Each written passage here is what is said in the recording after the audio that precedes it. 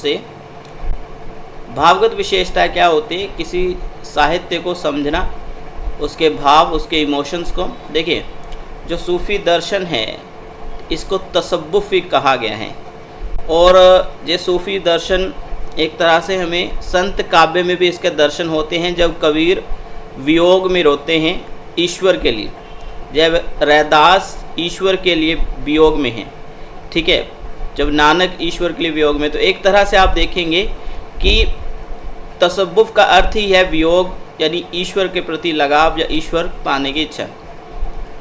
अभी इसका जो आधार है वो क्या है आप देख लीजिएगा, ठीक है अनुसुईया जी। आप देखिए परमात्मा को, प्रेमिका व बंदे को, अभी यहाँ पर ना एक चीज़ ध्यान में रखना है कि परमात्मा को, यानी कि जो सूफ़ी साहित्य लिखा गया है इसमें ज़्यादातर आपको क्या मिलेंगी, प्रेम कहानियाँ मिलेंगी, ठीक है।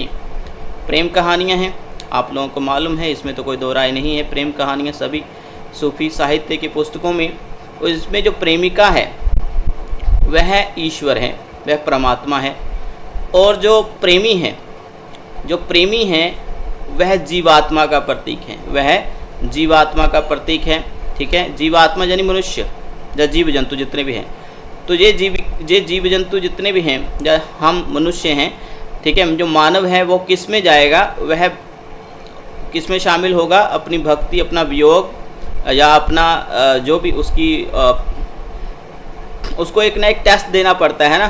तो आप समझ सकते हैं मैं क्या बात कर रहा हूँ कि जितने भी प्रेमी हुए हैं वो अपनी प्रेमिका को पाने के लिए कोई ना कोई जीवन भर उनको कोई टेस्ट देना पड़ा, एक परीक्षा, ठीक है। उस परीक्षा में जब वो सफल हो जाते हैं तो अंत में जाकर अपनी प्रेमिका को धारण करते हैं, स्वीकार करते हैं, पा लेते हैं, ठीक है, ईश्वर को पा लेते हैं। तो एक तरह से प्रेमिका परमात्मा यानी ईश्वर, और वहीं पर जो जीवात्मा यानी मनुष्य है, नर है, तो वह जीवात्मा का प्रतीक है, यानी साधक का प्रतीक है। किसका है प्रतीक? साधक का, ऐसे उसको परिकल्पित किया गया है, ठीक है। तो यह आपने याद रखना है। खुदा के साथ भय का नहीं, ये अलग बात है, लेकिन फ़िलहाल ये भी याद रखिएगा कि खुदा के साथ भय का कोई भी दृष्टिकोण जहाँ पर नहीं रखा गया है कि खुदा किससे मिलेगा, प्रेम से मिलेगा। हमने बात की पिछले दिनों की भाई जो संत साहित्य है, जो संत काव्य है, वो ज्ञान पर टिका हुआ है, ठीक है। ईश्वर को धारण करने के लिए आपको माया से मुक्त होना पड़ेगा। माया पैसा हो सकती है, मोह हो सकता है, लगाव हो सकता है किसी तरह का, इस तरह की बात, ठीक है। तो वो ज्ञान जब आ जाएगा माया हट जाएगी और आप अद्वैत में यानी ब्रह्म में शामिल हो जाओगे। लेकिन अद्वैतवाद सूफियों में भी चलता है बेटे, ये भी इसमें शामिल है। अभी ये अद्वैतवाद क्या है तो इसको समझिए। अद्वैतवाद यहाँ पर डिपेंड करता है प्रेम। वो कहते हैं कि प्रेम ही ऐसा साधन है, माध्यम है, जिसके द्वारा हम ईश्वर को पा लेंगे। यानी अद्वैतवाद यानी ब्रह्म, एक ईश्वर की बात जहाँ पर भी हो रही है, लेकिन हाँ वो ईश्वर जो है सिर्फ और सिर्फ प्रेम से पाया जा सकता है। चलिए बेटा अभी हम पढ़ते हैं आगे। आचार्य रामचंद्र शुक्ल ने 4 पड़ाव दिए हैं साधना के। सूफी साधना के 4 पड़ाव होते हैं और वो पड़ाव इस तरह से हैं। कई बार आगे पीछे क्रम दे रखा है, जो सही क्रम है आपने यही याद करना है, शरीयत, तरीक़त, हकीकत, मारिफत, ठीक है। सबसे पहले शरीयत को पढ़ लेते हैं। ये क्या है? तो शरीयत है धार्मिक ग्रंथ, जैसे कुरान हो जाए, मुसलमानों के धार्मिक ग्रंथों के अनुसार ईश्वर भक्ति करना, ठीक है। धार्मिक ग्रंथों में जो जो चीज़ें लिखी हैं उसको सत्य मानना और उसका अनुसरण करना, उसका पालन करना, ये शरीयत कहलाता है, ठीक है। आगे चलते हैं, हमारे पास दूसरे अंक पर आता है तरीक़त। इस पर भी आपने पढ़ा ही होगा इसको कि देखिए इसमें क्या है कि हृदय की शुद्धता पर ये बल देता है। ये वाला जो पड़ाव है वो साधक क्या है? भक्त यानी प्रेमी, उसके हृदय की शुद्धता पर बल देता है और वह माया मोह से छुटकारा पाना चाहता है इस अवस्था में आकर। अगर हम तीसरी अवस्था की बात करें वो है हकीकत। क्या है? हकीकत।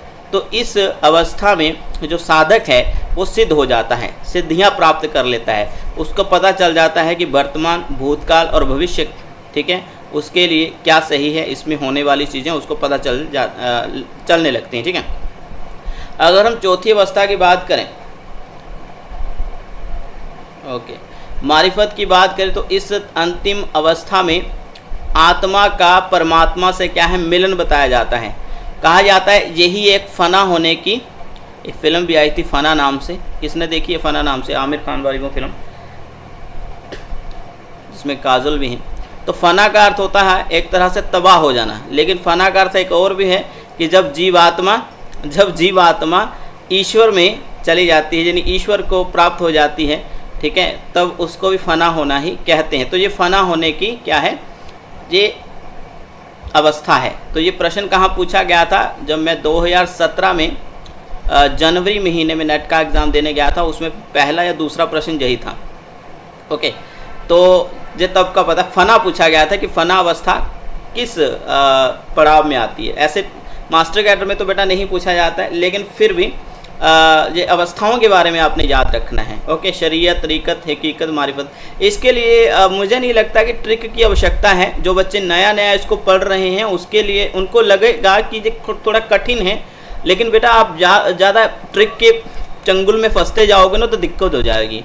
तो इन चीज़ों को आप बारंबार पढ़िए, टेस्ट दीजिए, ठीक है। हमारे चैनल पर ही प्ले लिस्टें बनी हुई हैं, आप उसमें जाकर पुराने टेस्ट दीजिए तो आपको जो याद हो जाएंगे हूबहू, ठीक है। तो इसके लिए आप खुद ट्रिक बनाएं, तो मैंने तो नहीं बनाई इसके लिए, मुझे ऐसे ही याद है, और आपको भी जब बार बार आप याद करोगे तो हो जाएगा। ओके, साधनावस्था, हाँ सिद्धावस्था भी कह सकते हैं इसके लिए, सिद्धावस्था भी, लेकिन सिद्धियों वाली जो हकीकत कह सकते हैं, ये हकीकत से समझता है कि हाँ जो साधक है उसको सब कुछ यहाँ पर पता चलने लग पड़ता है कि ज़िंदगी क्या है उसकी, ठीक है।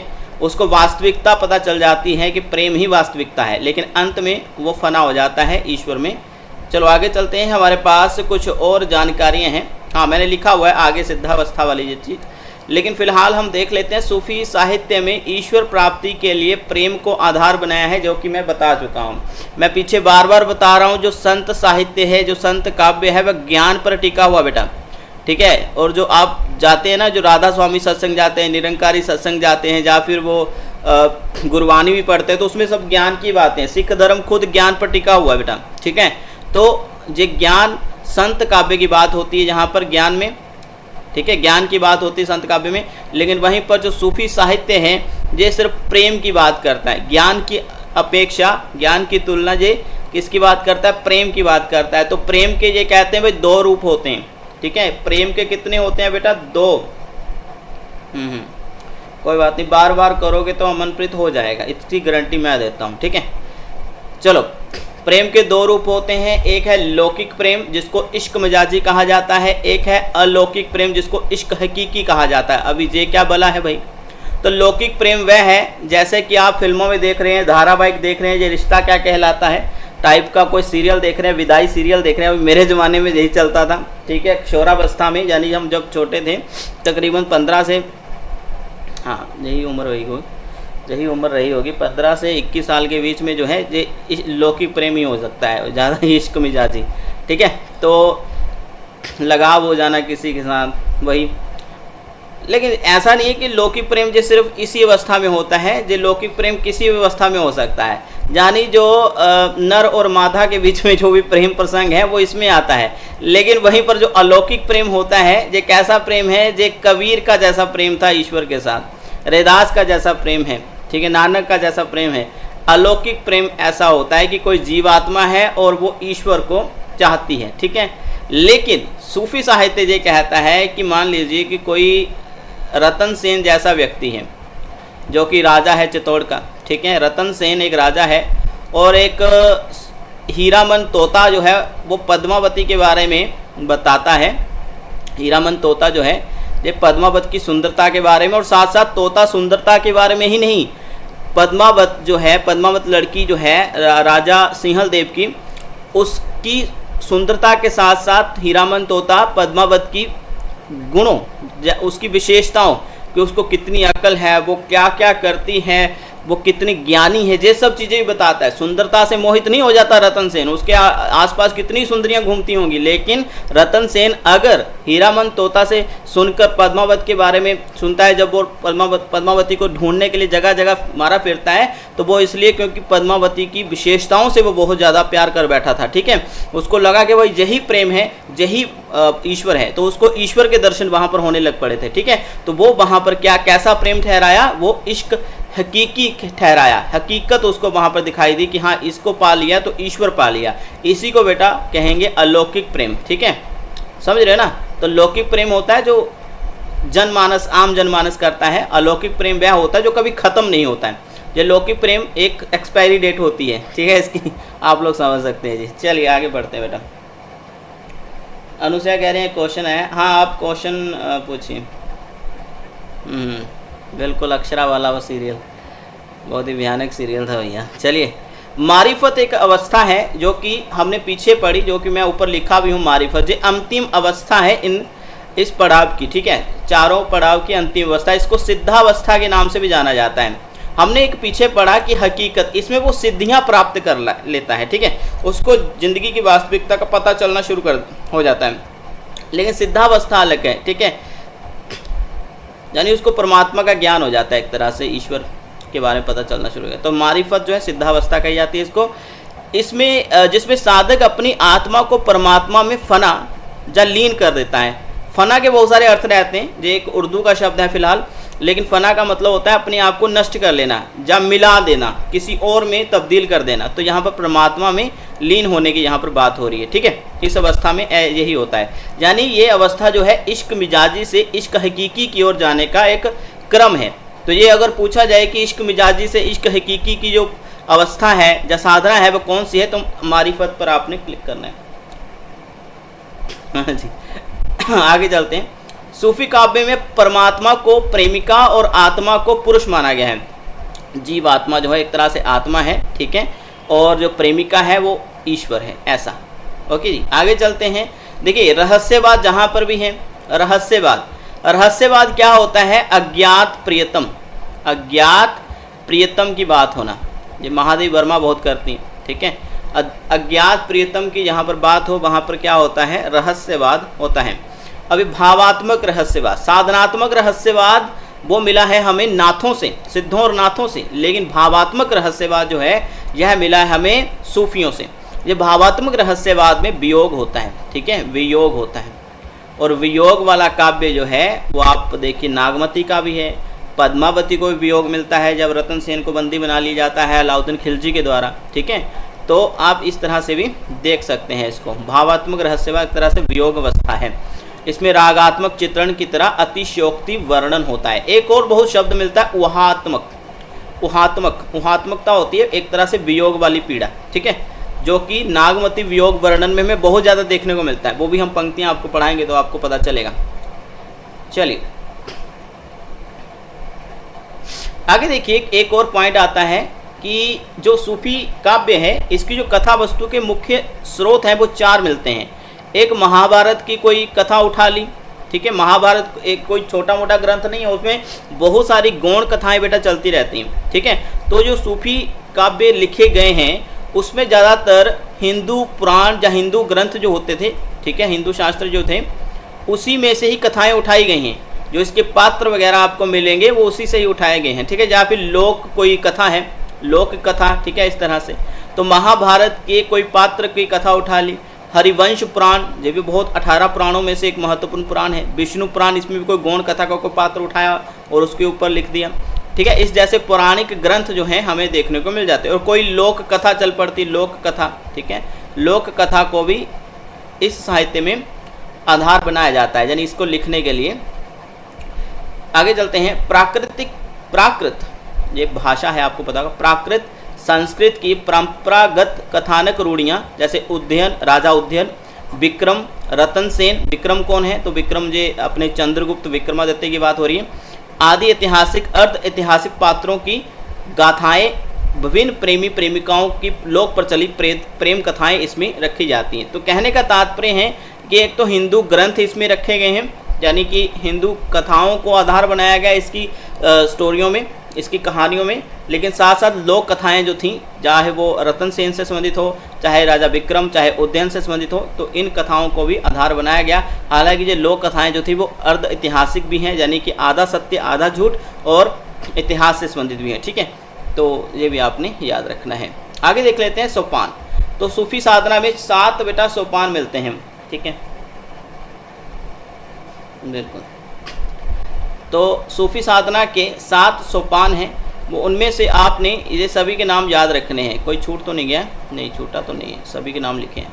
अनुताप सबसे पहली अवस्था है, ये अवस्था इसी तरह से याद करनी है। अनुताप देखिए सूफी काव्य क्या कहता है उसको समझने का प्रयास करिए। वो कहते हैं कि सबसे पहले अगर कोई जीवात्मा ईश्वर में मिलेगी तो उसको सबसे पहले जीवात्मा ने सब जिंदगी भर क्या किया होगा, गलतियां की हैं। मनुष्य गलतियों का पुतला है, तो जो भी उसने गलतियां की हैं उस पर क्या करेगा, वो गिलानी करेगा, यानी अनुपात लिख दिया जहाँ पर अनुताप आएगा बेटा, ठीक है, अनुताप याद रखना है। तो अनुताप होगा उसको, यानी एक तरह से पछतावा होगा जो ज़िंदगी में उसने धोखाधड़ी ज़िंदगी में करी। ऐसा हर कोई प्राणी करता है, कभी ना कभी उसने, जैसे आप देखिए ना एग्जाम में कभी ना कभी चीटिंग की ही होगी। आपने नहीं चीटिंग की तो आपने किसी को दिखाया ही होगा अपना प्रश्न पत्र जो आप लिख रहे हैं, तो वो भी एक तरह से चीटिंग है। चलते चलते कभी चींटी मर ही गई होगी ना आपके पैरों के नीचे, ठीक है ना। तो वो सब चीज़ों का क्या होगा, पछतावा, ठीक है, पछतावा करना है। सबसे पहला क्रम जो है सूफी साधना का भी कि भाई पछतावा करो। फिर उसके बाद है आत्म संयम, यानी खुद पर कंट्रोल करो।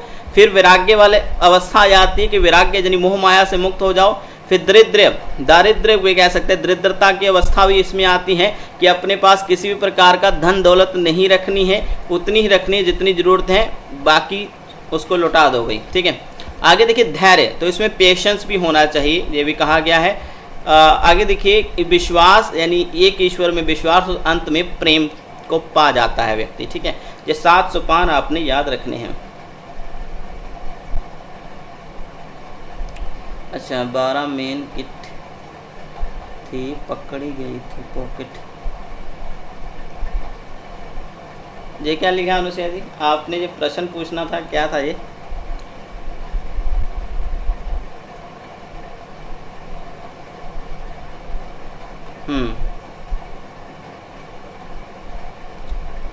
मैं समझा नहीं अनुसया जी क्या था ये, कोई पहेली है जी?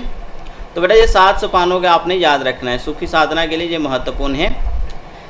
इन काव्य ग्रंथों में नायिका को ईश्वरीय जलाल यानी ईश्वरीय ज्योति और जमाल यानी सौंदर्य से मंडित दिखाया गया है, ठीक है। ये एक उर्दू शब्द है।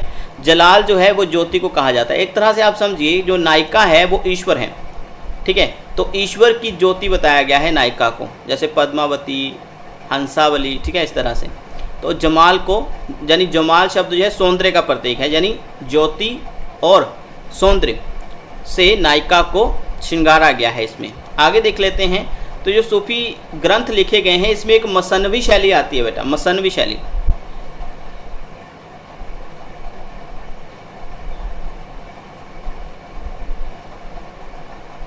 अच्छा इस बार क्वेश्चन आया था, मैं तो नेट नहीं देने गया था, बिजी था थोड़ा।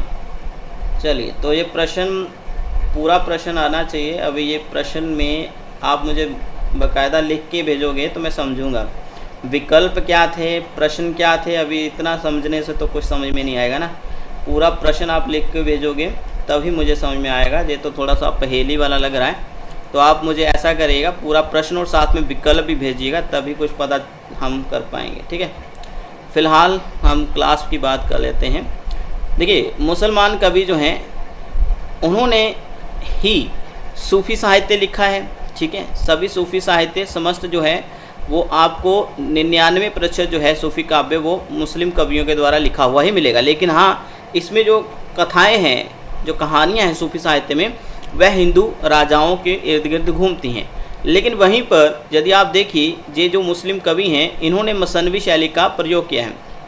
अब ये क्या बला है, तो ये इसमें क्या है कि इसमें धार्मिक कट्टरता का अभाव है, यानी इसमें सिर्फ प्रेम की ही बात होती है, ठीक है। इसमें क्या होता है, सबसे पहले जब इस ग्रंथ को लिखा जाता है बेटा तो आप देखेंगे कि वे प्रथम ईश्वर वंदना यानी हमद की बात होती है। हमद क्या होता है, ईश्वरी वंदना, ईश्वरी वंदना, ठीक है। यानी कि एक ईश्वर की यहाँ पर वंदना होती है, एक ईश्वर को याद किया जाता है। एक ईश्वरवादी है ना मुस्लिम धर्म भी, तो ईश्वर की यहाँ पर यानी खुदा की बात होती है, उसकी प्रशंसा होती है। फिर उसके बाद हज़रत मोहम्मद साहब जो पैगंबर रहे हैं उनकी स्तुति होती है। स्तुति को कहा जाता है नियत, ठीक है। तो सबसे पहले हमद, फिर आएगा नियत। तो याद रखिएगा ये क्रम भी, ईश्वर की वंदना, फिर है उसके बाद मोहम्मद यानी हज़रत मोहम्मद पैगंबर की स्तुति यानी प्रशंसा। फिर उसके बाद क्या है, मोहम्मद साहब के 4 मित्रों की प्रशंसा, इसको मकवद कहा जाता है, ठीक है। फिर है शाह भक्त, यानी उस समय के जो तत्कालीन शासक रहे हैं उनकी प्रशंसा, उनका नाम भी सूफी साहित्य की उस पुस्तक में लेना लाजमी होता था, ये होती थी मसनवी शैली। ठीक है, जो जो भी मुस्लिम कवियों ने सूफी काव्य लिखा तो उन्होंने ये काम किया है।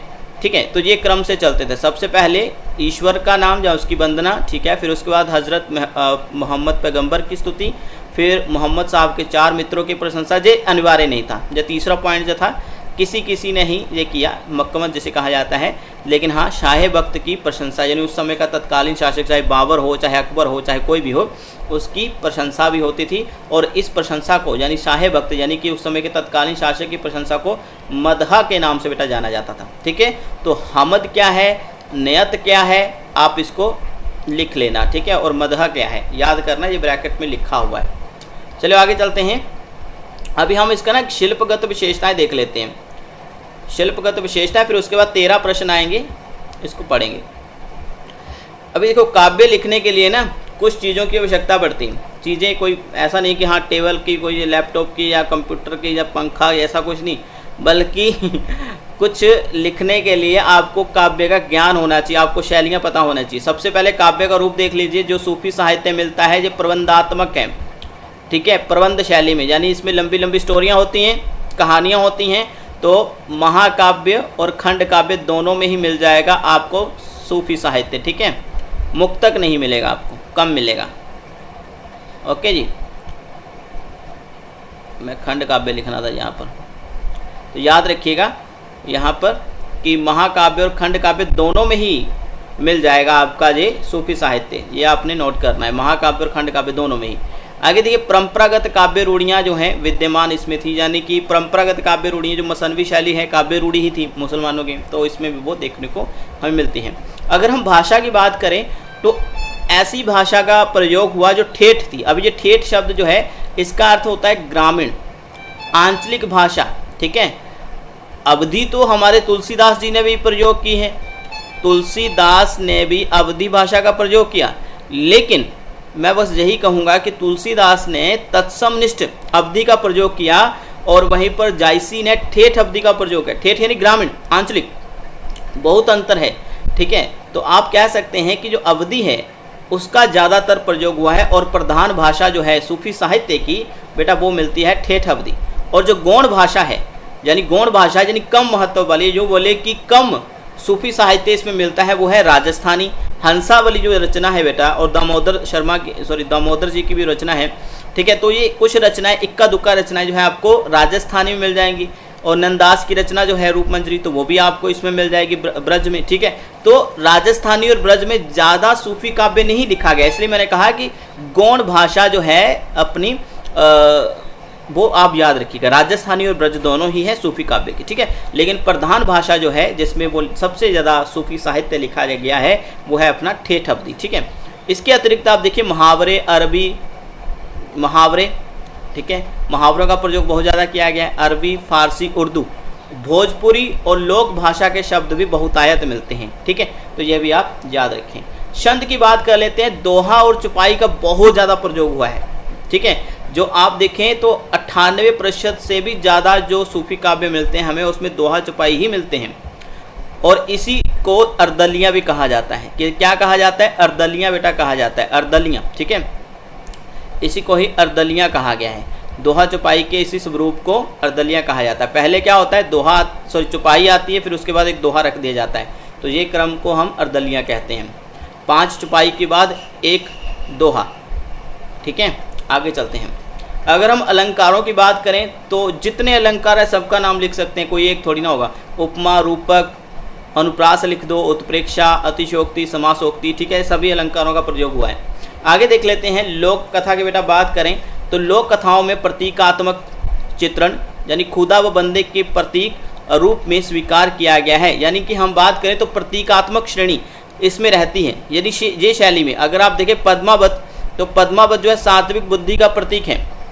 जो पद्मावती है रतन सेन की जो प्रेमिका है, बाद में उसके साथ शादी कर लेते हैं रतन सेन, जो सिंहल देव की राजकुमारी है। तो एक तरह से कह सकते हैं कि पद्मावती जो है वह खुदा का प्रतीक है। ठीक है, और रतन सेन जो है वो आत्मा का प्रतीक है। खुदा व बंदे का प्रतीक आपने देख लेना, बंदे का प्रतीक कौन है? रतन सेन। खुदा का प्रतीक कौन है? पद्मावती। ठीक है, इस माध्यम से आप देखिए तो प्रतीकात्मक शैली आपको देखने को मिलेगी। प्रेम की मूल्य के रूप में स्थापना, यानी प्रेम ही अंतिम सत्य है सूफी काव्य में। आगे देखिए, सांस्कृतिक समन्वय हमें देखने को मिल जाता है। समन्वय क्या है? तालमेल होता है बेटा। देखिए, जो हिंदू शासक लिए गए हैं, जो कहानियों में हिंदू कहानियाँ ली गई हैं, तो इससे लगता है कि कोई भी नफ़रत का माहौल उस समय नहीं था। जो मुस्लिम कवियों ने हिंदू कहानियाँ ली हैं, जो शासक लिए हैं अपने नायक नायिका के रूप में, तो उस समय कोई भी नफ़रत का माहौल नहीं था। आज के समय में ऐसी कहानी लिखने को मिलती ही नहीं पढ़ने को, ठीक है। तो पारंपरिक इस्लाम और भारतीय वेदांत होते शास्त्र, ठीक है, इनका मिश्रण हमें देखने को मिलता है। भारतीय लोक कथाओं के माध्यम से सूफी दर्शन हमें देखने को मिलता है। और याद रखिएगा, अरबी लिपि का प्रयोग हुआ है। आप ये मत करके आइएगा, ये पूछ लिया गया कि हाँ सूफी साहित्य जो है वो किस लिपि में लिखा गया, अरबी लिपि या फारसी लिपि में लिखा गया है। क्योंकि अरबी और फारसी लिपि में कोई खास अंतर नहीं है, ठीक है बेटा। लेकिन हाँ, इसमें देवनागरी लिपि मत कराना कि देवनागरी लिपि में लिखा गया है। अरे मुस्लिम कैसे लिखेंगे देवनागरी को, ठीक है। तो लिपि अरबी है, बाद में उसको देवनागरी में आज जो हम पढ़ रहे हैं स्वरूप बेटा, वो देवनागरी बाद में आपको मिलता है। जायसी ने भी अरबी लिपि में ही लिखा है, याद रखिएगा। तो भाषा जो है वो किसी भी लिपि में लिखी जा सकती है, ये याद रखना बेटा। भाषा किसी भी लिपि में लिखी जा सकती है। हाँ जी राजविंदर जी, बहुत अच्छी बात की, मैं बाद में इसको बताता हूँ। बिल्कुल सही बात की आपने। देखिए, मैं जो चीज़ बता रहा हूँ इसके ऊपर कंसंट्रेट करने की कोशिश करना कि देवनागरी लिपि नहीं है सूफी साहित्य की। लिपि कौन सी है? अरबी है।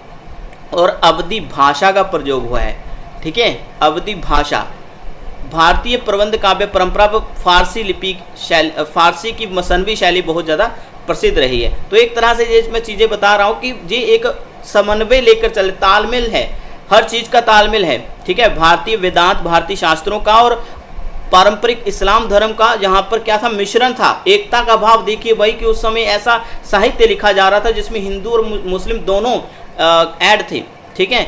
अरबी लिपि जो मुसलमानों के, अवधी भाषा जो हमारे भारत की है, ठीक है ना। तो आप देखिए, भारतीय प्रबंध काव्य यानी कि ऐसा काव्य, महाकाव्य और खंड काव्य हमारे भारत में लिखे जा रहे थे सदियों पुराने। बामा ने इसके ऊपर ग्रंथ लिखा है, काव्य अलंकार, उसमें सिद्धांत दिए। विश्वनाथ ने इसके ऊपर सिद्धांत दिए, अपने भरत मुनि ने सिद्धांत दिए कि प्रबंध काव्य कैसा होना चाहिए। लेकिन वहीं पर फारसी की मसनवी शैली मिश्रित हो गई ना, जहाँ पर आकर कि महाकाव्य में ऐसी शैली लिखी जा रही है। तो हिंदू समाज के तीज त्योहार, इसमें सब कुछ जो है समन्वय में आ जाता है। आप समझ रहे हैं ना इस बात को। चलिए, गुरु की प्रतिष्ठा भी इसमें बहुत महत्वपूर्ण है, यानी गुरु का भी एक अहम स्थान है, जैसे संत साहित्य में है इसमें भी है, ठीक है। जो भी प्रेमिका के बारे में बात होती है, जब प्रेमिका जो है वो ईश्वर का प्रतीक है ना बेटा, तो प्रेमिका के बारे में जो भी चीज़ें पता चलती हैं किसी साधक को यानी प्रेमी को, वो गुरु ही बताता है। जैसे रतन सेन को हीरामन तोता ने बताया था। हाँ जी, राजविंदर कह रही हैं कि जो उस्मान और जायसी हैं, ठीक है, जायसी की स्पेलिंग गलत कर दी, उस्मान और जायसी हैं बेटा, इन्होंने अपने काव्य में 7 चौपाई, ठीक है, 7 चौपाई और एक दोहा, जे वाली प्रणाली अपनाई थी, ठीक है, जे शैली अपनाई थी।